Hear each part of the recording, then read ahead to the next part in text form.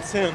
He plowed into us. Bitch was driving like a... After Jamie questioned him carefully, he found out the driver was actually a congressman, and he reeked of alcohol. But the congressman flat out refused to admit to drunk driving. According to protocol, Jamie had to administer a breathalyzer test. He first stubbornly refused the test, then claimed he had chest pain and needed to get to the hospital right away. Then his assistant stepped in and pressured Jamie, saying if anything happened to the congressman, the patrol officers would be held responsible. He went to the hospital with a female officer escort. At the hospital, his blood alcohol test came back at 0.18, which legally constituted drunk driving, combined with the vehicular assault charge. It was enough to prosecute this arrogant congressman, but before the congressman could respond, his assistant voluntarily stepped forward to take the blame, insisting he was the one who drove and hit the victim, even though the congressman was right there at the scene and had already admitted he was the driver who caused the accident, and the victim had also seen that it was the congressman himself behind the wheel. Unfortunately, they had no solid evidence, but they weren't about to let this slide. Jamie suddenly remembered that both airbags in the crash vehicle had deployed, so all they needed to do was test the DNA on the airbags to determine who the actual driver was. Jamie and his partner tracked down the congressman at the Capitol building. They arrested him on charges of first-degree assault and DUI, taking the congressman into custody right there in public. The DNA evidence had confirmed he was definitely the one who drove and struck the victim.